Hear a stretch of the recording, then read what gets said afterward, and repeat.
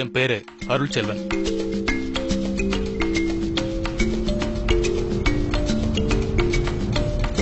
இன்னிலிருந்து என்னோட வேலை இந்தியாவுல நடக்கிற அமானுஷமான விஷயங்களையும் விசித்திரமான சம்பவங்களையும் தேடி போறதுதான்.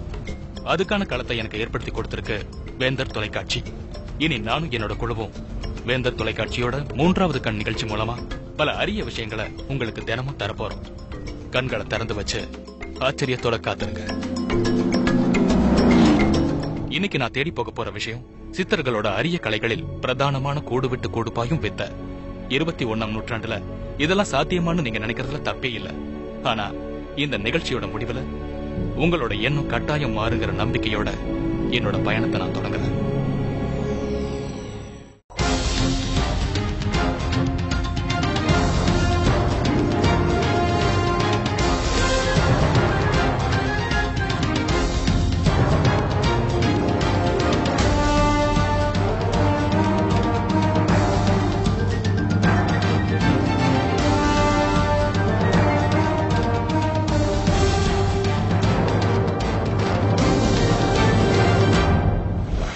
மலைவாகடம் கோரக்கர் எழுதிய நூல்கள்ல பிரதானமான ஒண்ணு. கூடு விட்டு கூடு பாயும் வித்தையின் வழிமுறைகள் பத்தி அந்த நூல்ல குறிப்பா எழுதி வச்சிருக்காரு கோரக்கர். மலைவாகடத்தை நான் படிக்க ஆரம்பிச்சதும் எனக்கு ஒரு புது உத்வேகமே வந்துருச்சு. சுருக்கமா சொல்லணும்னா அது ஒரு மேப் போல இருந்து எனக்கு வழிகாட்டியா செயல்படணும் தெரிஞ்சிச்சு. அத ஆதாரமா வச்சு நான் போன முதல் இடம் மேற்கு தொடர்ச்சி மலையில உள்ள பாபநாசம். அகத்தியர் வாழ்ந்த இந்த மலைப்பகுதி சித்தர்களோட ஒரு பிரதான இருப்பிடம்.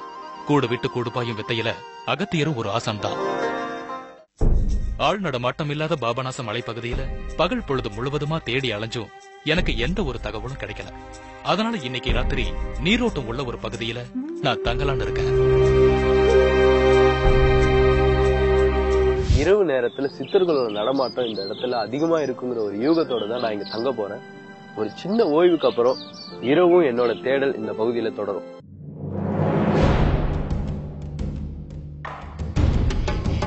நீர்நிலைக்கு பக்கத்துல உள்ள ஒரு பாதுகாப்பான குகையில தான் இப்ப நான் தங்கி இருக்கேன். இன்னைக்கு இரவு சித்தர்களை தேடி இந்த பகுதியில தான் நான் தேட போறேன். எவ்வளவுக்கு இந்த குளிரை என்னால தாங்க முடியுமோ அவ்வளவு நேரமும் அவ்வளவு தூரமும் இந்த பகுதியில நான் தேடிட்டு திரும்பவும் இந்த பகுதியில தான் நான் வந்து தங்க போறேன்.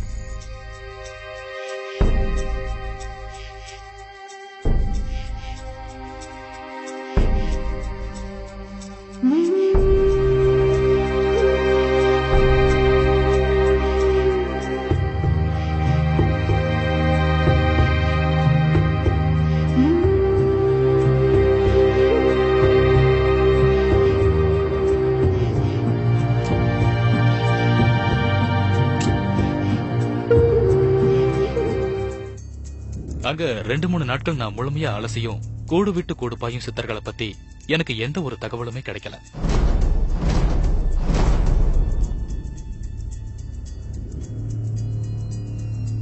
நான் அதிகமா மலைப்பகுதியே இருக்கிறதால என்னோட செல்ல சார்ஜும் இல்ல, டவரும் இல்ல. வீட்டோட அதனால தொடர்பும் இல்லாம போயிடுச்சு. நான் இப்ப எங்க இருக்கங்கிறது கூட என் அம்மா அப்பாவுக்கோ இல்ல மனைவிக்கோ தெரியாது. இந்நேரம் 100 தடவை என்னோட செல்லுக்கு அவங்க ட்ரை பண்ணி பாத்துருப்பாங்கன்னு நினைக்கிறேன். சதுரகிரி சித்தர்களின் சொர்க்க பூமி. சித்தர்கள் சித்த நிலையை அடைஞ்ச உன்னத இடம். அரிய மூலிகைகள், ரகசிய குகைகள் மட்டும் இல்லாம சித்தர்களோட நடமாட்டம் இன்றைக்கும் இருக்கிறதா நம்பப்படும் ஒரு அதிசய பூமி. இந்த இடத்துல சித்தர்கள் பத்தின எல்லா கேள்விகளுக்கும் விடை கிடைக்குங்கிறது சித்தர்களை அறிஞ்சு கொள்ள நினைப்பவர்களின் நம்பிக்கை. சதுரகிரி மலையின் முதல் மலைப்பகுதியில மக்கள் நடமாட்டம் இருக்கும். ஆனா நான் போக போறது 2வது 3வது மலைப்பகுதிக்கு. ஏன்னா ஆட்கள் வர்றதுக்கு கஷ்டமான இடங்கள்ல தான் சித்தர்கள் ரகசியங்களை மறைச்சு வச்சிருப்பாங்க. ஆனா அங்க போய் சேர்றதுக்கு உயிரை பணைய வச்சு பயணிச்சாகணும். ஆள் ஆர்வம் இல்லாத இடங்கள்ல இன்னைக்கும் சித்தர்கள் நடமாட்டம் இருக்கிறதா அந்த பகுதி மக்கள் நம்புறாங்க. அப்படி ஒரு சித்தரை நேர்ல சந்திச்சு கூடு விட்டு கூடு ரகசிய கலையை பத்தி தெரிஞ்சுக்கிட்டா அதை விட பெரிய பாக்கியம் எனக்கு கிடைக்காது. அப்படி ஒரு சித்தர் கிடைக்கலனாலும் ஏதோ ஒரு தடையும் எனக்கு கிடைச்சாலும் சந்தோஷம்தான். ஆள் நடமாட்டம் இல்லாத 3வது மலையை அடையறதுக்கு எனக்கு 24 மணி நேரம் ஆச்சு. அங்க போய் பல இடங்கள்ல சுத்தி தெரிஞ்சும் எனக்கு எந்த ஒரு சித்தர் நடமாட்டமும் தெரியல. ஆனா சித்தர்கள் பற்றிய ஆய்வாளர் ஒருத்தர் இங்க ஒரு குகை இருக்கிறதா ஏற்கனவே என்கிட்ட சொல்லியிருந்தாரு. அந்த குகையோட சிறப்பு என்னன்னா, சித்தர்கள் கூடு விட்டு கூடு பாயும் போது அவங்களோட கூட, அதாவது உடல் மறைச்சு வைக்க பயன்படுத்தின இடம். அந்த குகையை மட்டுமாவது கண்டுபிடிக்கணுங்கிறதுல நான் முழு மூச்சா இருக்கேன். சித்தர்கள் தங்களோட ஆன்மாவை உடல்ல இருந்து பிரித்தெடுக்கும் போது அவங்களோட உடலை பாதுகாப்பா வச்சுக்கிறது அவசியம். அதனால பல மறைவான இடங்களை அவங்க தேர்வு செஞ்சு வச்சிருந்தாங்க. விலங்குகள் இருந்தும் தீய சக்திகள் இருந்தும் உடலை பாதுகாக்க ஒரு ரகசிய இடம் சதுரகிரியில இருக்குங்கிறது அநேக சித்த பரம்பரையினரால ஒத்துக்கொள்ளப்பட்ட செய்தி. எங்கெங்கோ சுத்தி கடைசியில ரகசிய குகை இருக்கிற அந்த இடத்துக்கு நான் வந்து சேர்ந்துட்டேன். குகையின் முகப்பே எனக்கு பிரமிப்பை ஏற்படுத்துச்சு. காரணம், அதுக்குள்ள போறது அவ்வளவு சுலபம் இல்லைன்னு எனக்கு புரிஞ்சிச்சு. இந்த 2ஆம் கட்ட தேடல்ல இந்த சதுரகிரி மலையில இறுதியா எனக்கு ஒரு தடயம் கிடைச்சிருக்கு. அதாவது இந்த குகை. சித்தர்கள் கூடு விட்டு கூடு பாயிற கலைக்காக பிரத்யேகமா இந்த குகையை தேர்ந்தெடுத்திருக்காங்க. இந்த கோவிக்குள்ள போகும்போது தான் இந்த கோவிக்குள்ள உள்ள ரகசியங்களும் சித்தர்கள் இதை எப்படி பயன்படுத்திருக்காங்க பிரமிப்பும் நமக்கு தெரிய வரும்.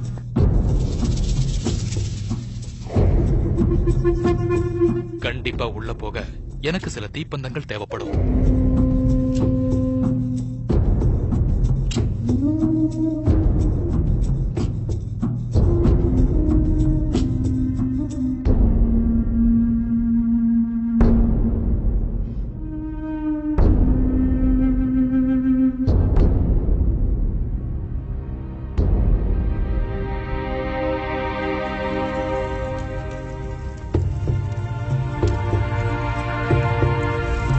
கடந்த 100-200 வருஷமா மனித வாடையே இந்த குகை பக்கம் வந்ததில்லைன்னு குகையை பார்த்ததுமே தெரிஞ்சுக்கிட்டேன்.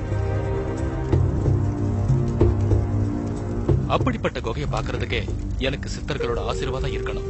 என்னோட பயணத்துல முதல் வெற்றிப்படியே நான் எட்டினது எனக்கு ரொம்ப சந்தோஷத்தை ஏற்படுத்தியிருக்கு. இந்த குகை இதோட முடியல, இதுக்குள்ள இன்னும் குறுகி போற அளவுக்கு இருக்கு. கண்டிப்பா இந்த குகை எவ்வளவு தூரம் போதோ அவ்வளவு தூரம் நம்ம உள்ள போனாதான் சித்தர்கள் அவங்க உடம்ப எவ்வளவு பாதுகாப்பா இந்த கோவிலுக்குள்ள வச்சிருந்திருக்காங்கிற ரகசியம் நமக்கு கண்டிப்பா தெரியும்.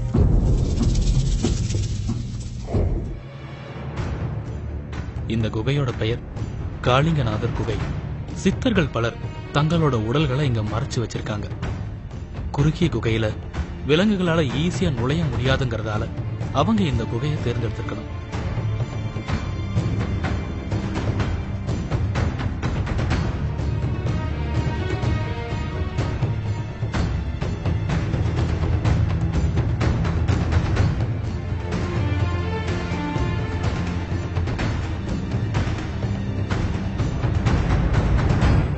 இந்த பகுதி ஃபுல்லா ரொம்ப சிதிலமடைஞ்சிருக்கு.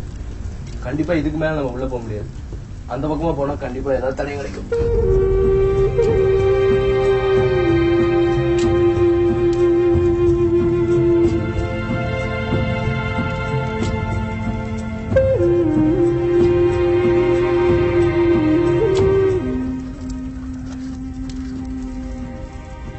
அதுக்கப்புறம் இந்த குகையோட அடுத்த கட்டத்துக்கு நான் போறேன்.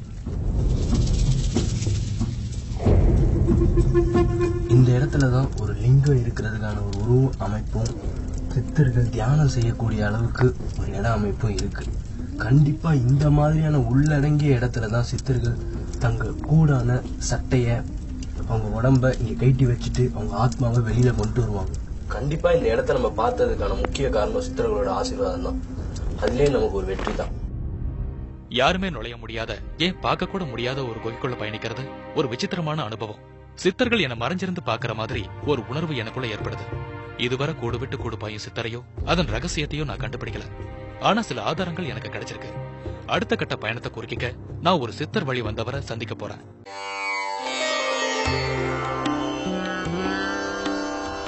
ராமானந்த சுவாமிகள்.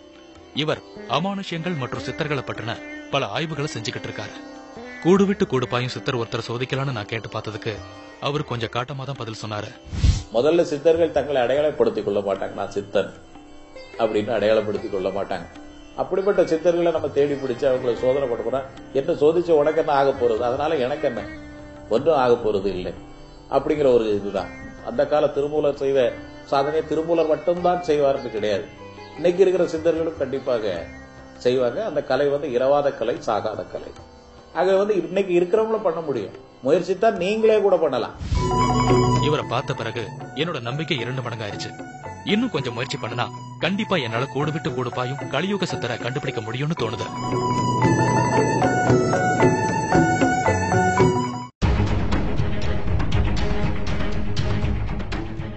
சித்தர்களோட அரிய ரகசியங்களை உங்க குடும்பம் தான் இந்த ஹரிகேச பர்வத மலையில பாதுகாத்துட்டு வரதா நான் கேள்விப்பட்டுதான் இங்க வந்திருக்கேன்.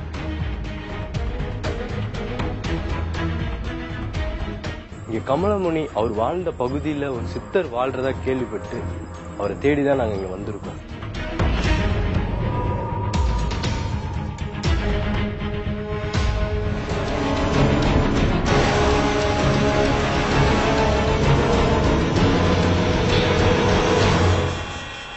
மூன்றாவது கண் இடைவெளிக்கு பின் தொடரும்.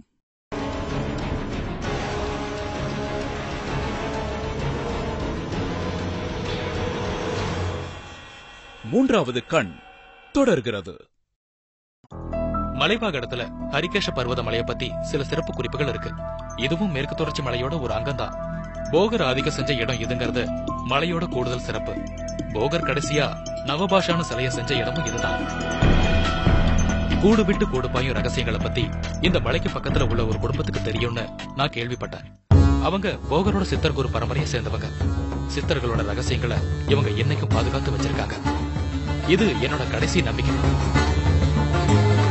சித்த குரு பரம்பரையில இந்த தலைமுறை வாரிசு இளங்கோ சித்தர் மலைப்பகுதியில இருந்த அவரை தேடி பிடிச்சு சந்திச்சேன். சாமி,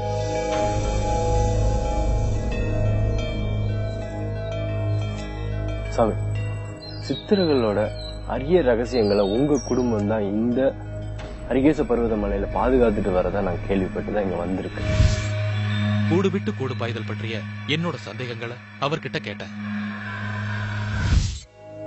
கூடு விட்டு கூடு பாய்தல் அப்படின்னா சித்தர்களோட முதல் கொள்கை இந்த உடல் அழியக்கூடாது.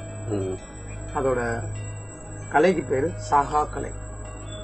இந்த சாகா கலை அப்படிங்கறத சித்தர் எல்லா சித்தர் எடுத்து அதுல தன்னை ஒவ்வொரு விஷயமும் மேம்படுத்திட்டே போனாங்க. சரிகை, கிரியை, யோகம், ஞானம் இதெல்லாம் பல நிலைகள் கடந்து போனாங்க. அப்போ அதுல உச்சகட்டம் ஒண்ணு இருக்கணும் இல்லையா? அது இந்த ஜீவனை பிரித்து வெளியே பார்க்கணும். இந்த பகுதியில சகல கலைகளையும் செய்யக்கூடிய ஒரு சித்தரா யாரும் வாழ்ந்துட்டு இருக்காங்க இந்த பகுதியில? நிச்சயமா இருக்கிறாங்க. தென் பகுதியில நிறைய பேர் இருந்தாங்கன்னு ஆதாரங்கள் சொல்லிடுச்சு. இப்ப இருக்கிறாங்களா நம்பப்படுகிறது.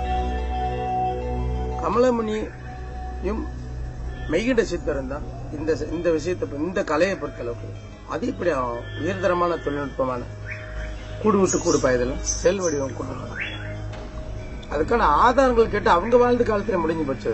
அது இப்பவும் கிடைக்குமா? அவங்களுடைய ஞானம் பெற்றோர், அவருடைய அருள் பெற்றோர், அவருடைய எண்ண அலைகளுக்கு செயல் வடிவம் கொடுக்கிற இன்னமும் ஒருத்தர் கண்டிப்பா நிச்சயமா அவரு ஆள் சஞ்சாரம் இல்லாத யாரு முகத்தையும் பார்க்க நினைக்காத ஒரு மனுஷன் இன்னங்க வாழ்ந்து. இளங்கோ சித்தர் பேசுனதை கேட்டதுக்கு அப்புறம் என்னோட இலக்கு இந்த பகுதி தானே உறுதியாயிடுச்சு. நம்பிக்கையும் பல மடங்காச்சு. இப்ப நான் திரும்ப மலைப்பகுதிக்கு போக போறேன். என்னோட மொபைல் கொஞ்ச நேரத்துல அவுட் ஆஃப் கவரேஜ்ல போயிடும். அதுக்கு முன்னாடி என்னோட வீட்டுக்கு நான் தகவல் சொல்லிடுறேன்.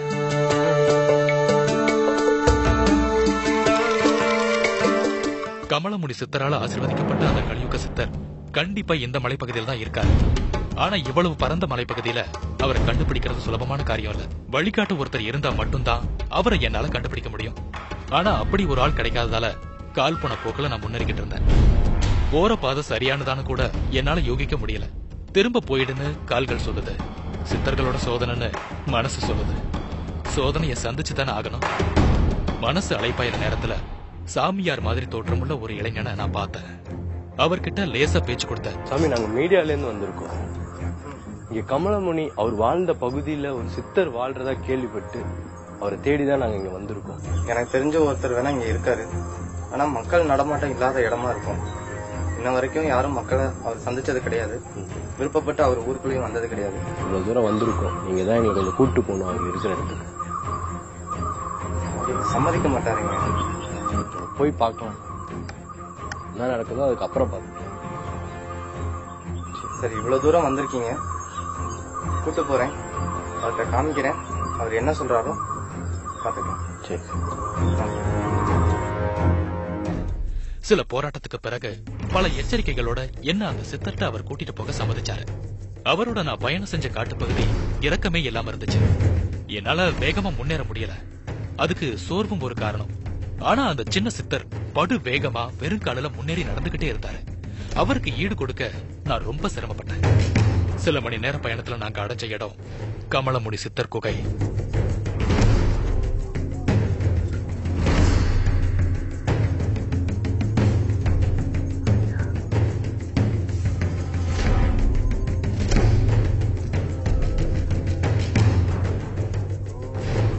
சாமி வந்தான் சாமி. அவங்க யாரு? உங்களை பார்க்கணும்னு சொன்னாங்க. எதுக்குடா கூட்டுக்கு வந்த? இல்ல சாமி, ஏதோ உங்களை பத்தி கேள்விப்பட்டாங்களா, உங்களை பார்க்கணுமா? நாங்களே மனுஷன் சொல்லி வேணாம்ட்டு இங்க வந்து வாழ்ந்துட்டு இருக்கேன்ல. யாரா உன்னைய கூட்டு போற சொன்னா? போயிடுங்க, அங்கிட்டு போயிருங்க.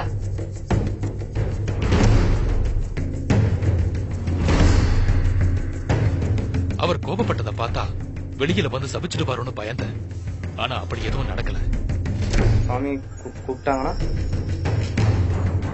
எப்படியாவது நாங்க சாமி கிட்ட கண்டிப்பா பேசியே ஆகணும். நாங்க எவ்வளவு நேரமா இருந்தாலும் இங்கே இருக்கோம், எத்தனை நாள் ஆனாலும் இங்கே இருக்கோம். சின்ன சித்தர் என்ன கொஞ்சம் பொறுமையா காத்திருக்க சொன்னாரு. நானும் விடுறதா இல்ல. எத்தனை நாள் ஆனாலும் இங்க இருந்து நான் கிளம்ப மாட்டேன். சித்தர்கிட்ட கூடு விட்டு கூடு பாயும் சக்தியை பத்தின ரகசியத்தை தெரிஞ்சுக்காம நான் திரும்ப போனா என்னால இனி நிம்மதியா ஒரு நாள் கூட தூங்க முடியாது. இன்னைக்கு நைட்டு நான் இந்த மலைப்பகுதியில தான் தங்கணும். சின்ன சித்தர் என்ன சாப்பிட கூப்பிட்டதும் எனக்கு கொஞ்சம் உற்சாகமாச்சு. ஏன்னா அவர் ஏதாவது சாப்பிட தரலனா நானும் என்னோட டீமும் இன்னைக்கு பட்டினி கிடக்கிறத தவிர வேற வழி இல்ல. சின்ன சித்தர் கொடுத்த சாப்பாடு சுட்ட கிழங்குதான். இந்த காட்டுப்பகுதியில இது கிடைச்சதே எங்களுக்கு பெரிய விஷயம். சாப்பிட்டு முடிச்சதும் சின்ன சித்தர்கிட்ட என்னோட சில கேள்விகளை முன் வச்சேன். நீங்க எப்படி தனியா இங்க தைரியமா சாமியோட இருக்கீங்க? தனியா நாங்க இல்லையே, நாங்க சித்தர்களோட சித்தராக தான் இருக்கோம். இப்ப நீங்க பாத்துட்டு இருக்க ஆலமரம் வந்து கமலமுனி சித்தர் வந்து வாழ்ந்த இடம். அவர் இங்கதான் வாழ்ந்தாரு, இங்கதான் தவம் இருந்தாரு. தியானத்தின் மூலமா என்னை எப்படி இங்க அவரு என்ன மனதார கூட்டிட்டு வந்தாரோ என் நினைவு இல்லாம, இப்ப தியானத்தின் மூலம் என்னோட நினைவால அவர் கூட பேச முடியுமா பாக்குறேன். எவ்வளவு தூரம் அவர்கிட்ட பேச முடியுமோ பேசி நீங்க அவரை சந்திக்கிறதுக்கு ஒரு நல்ல வாய்ப்பை வாங்கிட்டேன். ரொம்ப நன்றி சார். நாள் முழுக்க பயணம் செஞ்ச களைப்புல நான் இரவு நல்லா தூங்கிட்டேன். மிருகங்கள் வர வாய்ப்பு இருக்குன்னு தெரிஞ்சும் இந்த காட்டுப்பகுதி எனக்கு எந்த பயத்தையும் ஏற்படுத்தல.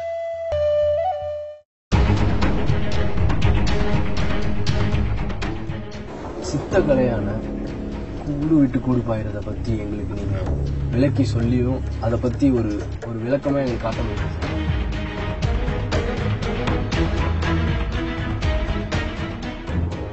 என்ன சோதிச்ச மாதிரி வேற எவனையும் சோதிக்காத. வேற இல்லாத வேலை. உன் பிறவி கடனை போய் கழி போ.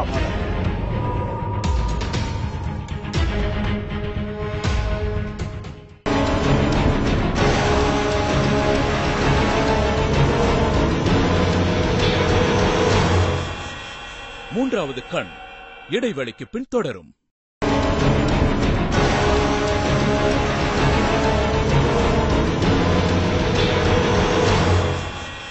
மூன்றாவது கண் தொடர்கிறது. சின்ன சித்தர் வந்து எழுப்பின பிறகுதான் அன்னைய நாள் விடிச்சிட்டது எனக்கு தெரியும். முழிச்சதும் நான் கேட்ட முதல் கேள்வி சித்தர் என்ன பார்க்க சம்மதிச்சிட்டாரான்னுதான். இன்னும் இல்லன்னு சின்ன சித்தர் கிட்ட இருந்து பதில் வந்துச்சு. கொஞ்ச நேரத்துல சின்ன சித்தர் தியானத்துல மூழ்கிட்டாரு. அப்போ சித்தர் குகையில இருந்து ஏதோ சத்தம் வந்துச்சு. சித்தரை வெளியே வந்துட்டாரு. வந்த நொடியில என்ன பார்த்து அவரு சின்ன சித்தரை கண்டபடி திட்டி என்னை எங்கிருந்து அனுப்ப சொன்னாரு. போன நீ சொல்லி காக்க மாட்டேங்கிறியா? என்ன சொன்னாங்களா? போங்கடா. நான் அனுப்பிச்சேன் சார். போடா போடா போங்க. இந்த ஏரியாவில் இருக்கக்கூடாது. சீக்கிரம் போங்க. போங்கடா போங்கடா போங்கடா. எதையும் கீழே போங்கடா. வராதுன்னு வாரீங்க. வந்துட்டேன் சார். நீ சொன்னாலும் கேட்க மாட்டேங்கிறீங்க. அவர் வார்த்தையை என்னால சமாளிக்க முடியல. நான் மிரண்டு பின்வாங்கிட்டேன். என்னால சின்ன சித்தர் மேலையும் சித்தர் பயங்கர கோபத்துல இருந்தாரு. அன்னைக்கு பொழுதும் மலைக்காட்டிலேயே போச்சு. இரவும் அங்கேயே தங்கணும். என்னோட டீம்ல சில பேர் திரும்ப போயிடலான்னு சொன்னாங்க. ஆனா என்னால திரும்ப போகவே முடியாது. அது எத்தனை நாள் ஆனாலும் சரி. அன்னைக்கு இரவு சாப்பாடு மலை தேனும் மலை கிழங்கும். 2 நாள்ல அந்த உணவு எங்களுக்கு பழகி போயிருச்சு. சித்தர் என்னோட பொறுமையை சோதிச்சு பாக்குறதா சின்ன சித்தர் சொன்னாரு. எவ்வளவு பொறுமையா இருக்கவும் நான் தயாரா இருந்தேன். மறுநாள் காலை வழக்கம் போல சின்ன சித்தர் தவத்துல இருந்தாரு. நானும் காத்திருந்தேன். அந்த நல்ல செய்தி இவ்வளவு சீக்கிரம் வரும்னு நான் எதிர்பார்க்கல. சித்தர் என்ன பார்க்க சம்மதம் தெரிவிச்சிட்டதா சின்ன சித்தர் சொன்னாரு. இது வரைக்கும் என் வாழ்க்கையில கிடைச்ச மிகப்பெரிய சந்தோஷம் இதுவா தான் இருக்கும்.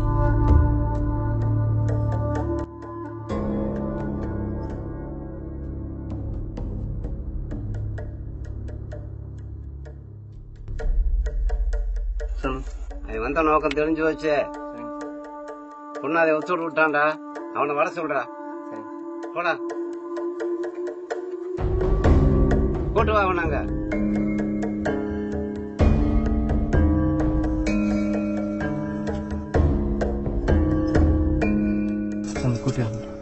நீ வந்த நோக்கம் தெரிஞ்சுக்கிட்டான்டா. பொண்ணாதை உத்தரவு விட்டா கணக்கு. நீ உட்கார்றா. நீ போடா. என்ன வேணுமா சோதனை பண்ணிக்க. என்கிட்ட அவர் பேசினது மிரட்டல் துணியிலேயே இருந்துச்சு. அவர்கிட்ட தடாலடியா விஷயத்த கேட்க முடியாதுன்னு மனசுக்கு தெரிஞ்சும் என்னால கேட்காம இருக்க முடியல. டக்குன்னு விஷயத்த கேட்டுட்டேன்.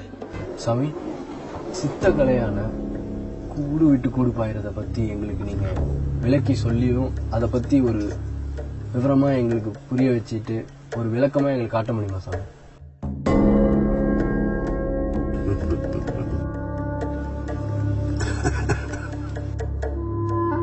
சோதனை உண்மைதா கொஞ்சம் இல்லப்பா. இந்த 40 ஆண்டு காலமா நாங்க கட்டிக்காந்து இந்த கலிவத்துல இப்படி விளையாடு அனுப்பிச்சு வச்சிருக்க. நடக்கிறது நடக்கட்டும். ஏற்கனவே கூடு விட்டு கூடு பாயும் சித்தர்கிட்ட என்னென்ன கொடுக்கணும்னு நான் ராமானந்த சுவாமிகள் கிட்ட கேட்டிருந்தேன்.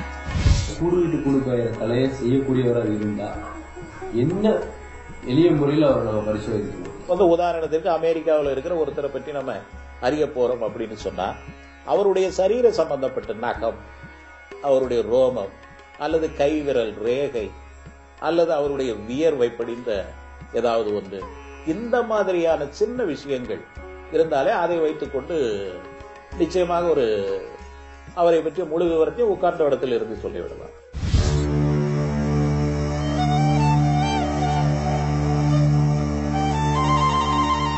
என்னடா சோதிக்கிறேன்? இந்த கைரேகை வச்சுட்டு நீங்க இங்க இருந்துகிட்டே அந்த ஜீவன் அங்க என்ன பண்ணுது, அவங்க எங்கெல்லாம் போறாங்க, யாரு கூட எல்லாம் இருக்காங்கன்னு எங்களுக்கு துல்லியமா சொல்ல முடியுமா இங்க இருந்துகிட்டு? குருநாதா, உனக்கு வந்த சோதனை அப்ப அது செஞ்சு காட்டுறேன். சாமி இந்தாங்க கைரேகை. சரி, பூஜைக்கு ஏற்பாடு பண்ண.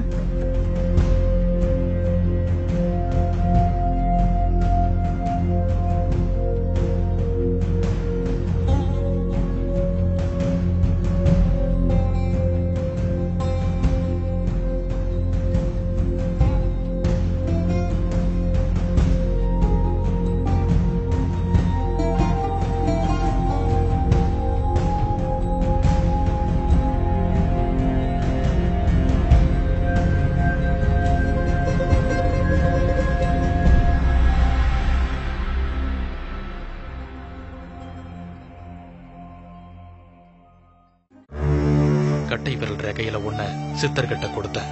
அத வாங்கி கையில வச்சுக்கிட்டு சில நிமிஷம் அதை பார்த்தாரு. கொஞ்ச நேரத்துல மூர்ச்சையான மாதிரி கீழே படுத்துட்டாரு. அவரு மூச்சு விடுற மாதிரியும் தெரியல. சடலம் போல படுத்து கிடந்தாரு.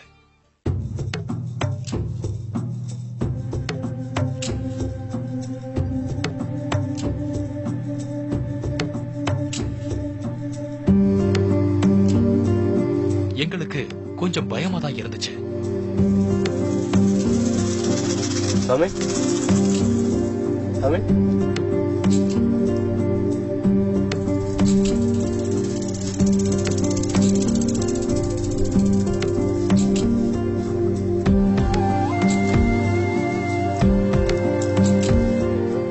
கைரேகைக்கு சொந்தக்காரரை எங்களோட இன்னொரு குழு படம் பிடிச்சுக்கிட்டு இருந்துச்சு. அப்பதான் ரெண்டையும் பொருத்தி சரி பார்க்க முடியும். கூடு விட்டு கூடு பாஞ்சு திரும்ப வர எத்தனை நிமிஷம் ஆகும்னு எனக்கு தெரியும். ஏற்கனவே ராமானந்த சுவாமிகள் கிட்ட இந்த கேள்வியை நான் கேட்டிருந்தேன். அதாவது அவர்கள் மனம் குவிவதுதான் கணக்கு. மனம் குவிகிற நேரம் சில பேருக்கு 10 நிமிடத்தில் குவியலாம், சில பேருக்கு 5 நிமிடத்தில் குவியலாம். சில பேருக்கு ஒரு அரை மணி நேரம் 1 மணி நேரம் கூட ஆகலாம். அந்த நேரத்திற்குள் அவர்களால் சொல்ல முடியும். நிச்சயமாக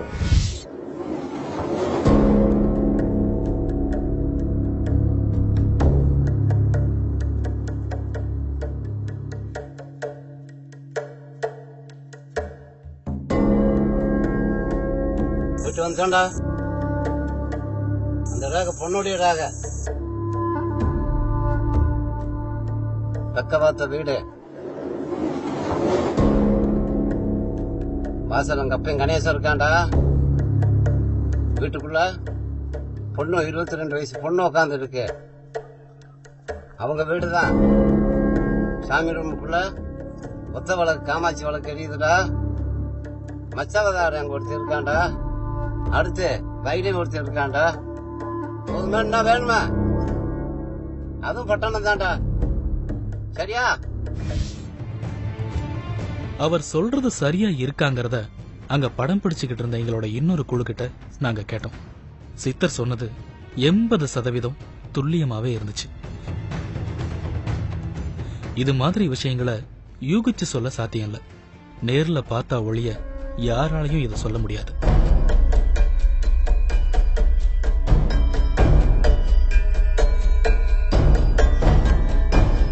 இப்படி மூர்ச்சையா கிடக்கும் இவரது முழு ஆன்மாவும் தூர தேசத்துக்கு பயணிக்கல. இவரோட பாதி ஆன்மா தான் போயிருக்கு. மீதி இவருக்குள்ளேயே தான் இருக்கு. ராமானந்த சுவாமிகள் சொன்ன வார்த்தைய இப்ப என்னால உணர முடியுது.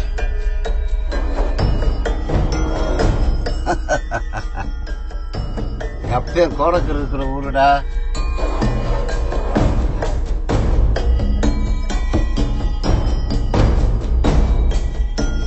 அந்த பையன் அங்கதான் இருக்கான், திருவாவூர். அங்கதான் இருக்கான். நீங்க தான் எதை தேடி அலைகிறீங்களோ அந்த தண்ணியில துள்ளி விளையாண்டுக்கு இருக்கான். 4 சாத்தாளியோட மீன் குஞ்சு கணக்கா. அப்பயும் கோரக்கருக்கு ஊருக்கு போயிட்டு வந்தது எனக்கு மனசு நிறைஞ்சிருக்குடா. சந்தோஷமாறா நீ போட. அவர் சொல்லும் விதத்திலிருந்து அவர் விஷுவலா எல்லாத்தையும் பாக்குறாருன்னு தெரிஞ்சிச்சு. ஆன்மா இடம் விட்டு இடம் போகும்னு சித்தர் செய்த செயல்ல இருந்து தெரிஞ்சிச்சு. அது எப்படி சாத்தியமாகுன்னு கேட்டுதானே ஆகணும். அதையும் கேட்டோம். சுவாமி, இது வரைக்கும் யாரும் செய்ய முடியாத ஒரு அரிய கலையை எங்களுக்காக செஞ்சு காட்டுறீங்க. ஆனா இதுக்குள்ள இருக்கிற சூழ்ச்சிமங்களோ இதோட ரகசியம் என்னன்னு எங்களுக்கு கொஞ்சம் விளக்கி சொல்ல முடியுமா? இது எப்படி செய்யறது? அது இதெல்லாம் சித்தர்களுடைய வழிபாடு. நீ ஒரு பிறவை கடனை போய் தீர்ப்போ. தேவையில்லாத சோடையெல்லாம் ரகசியமாவது கத்திரிக்காயாவது போடா. என்ன சோதிச்ச மாதிரி வேற எவனை சோதிக்காத. தேவையில்லாத வேலை. உன் பிறவி கடனை போய் களி போ. முதல் போங்கடா. இதே மாதிரி எவனையும் சித்தனை சோதிக்காத. சாவத்துக்கு ஆளாக சித்தர் சாவத்துக்கு ஆளாக இவங்க போட்டு போய் வெளியேற்றி விடு. ஓடு.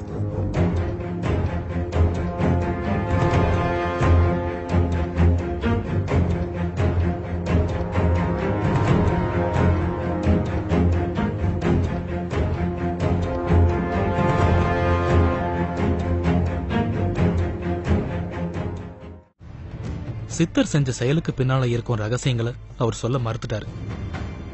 சித்தர் சொல்லாட்டாலும் ராமானந்த சுவாமிகள் சில ரகசியங்களை எங்களுக்கு சொல்லியிருந்தார். இந்திரியத்தை அடக்கியே ஒருத்தர் ஆன்மாவை பிரிக்கும் சக்தியை பெறுவார்னு. இந்த சித்தர்கிட்ட அந்த சக்தி இருக்க வாய்ப்பு நிறைய இருக்கு.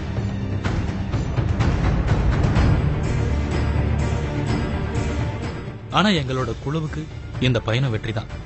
கூடு விட்டு கூடு பாயும் மனிதர் ஒருத்தர் இந்த கலியுகத்துல இருக்காருன்னு ஓரளவுக்கு நிரூபிக்க முடிஞ்சது பெரிய மகிழ்ச்சி தான்.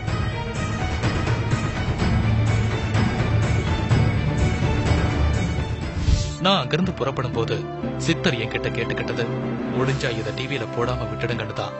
காரணம், சித்தர்களின் ரகசியம் கடைசி வர ரகசியமா இருக்கதான் அவர் விரும்புறாரு.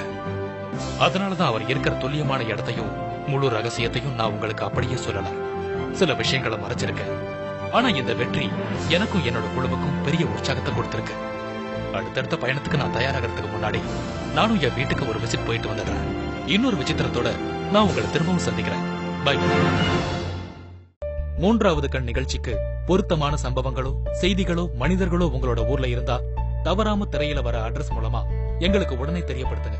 பணக்காரன்னு வர்றான், எனக்கு ஒரு தங்க வேல் வேணும், வெள்ளி வேணும், கொடுத்துருக்கேன். ஏது பண்ண நான் நோட்டை அடிக்கிறேன், அப்படியே கொடுத்துறேன். வாங்கிட்டு போய் சந்தோஷமா இருக்கா.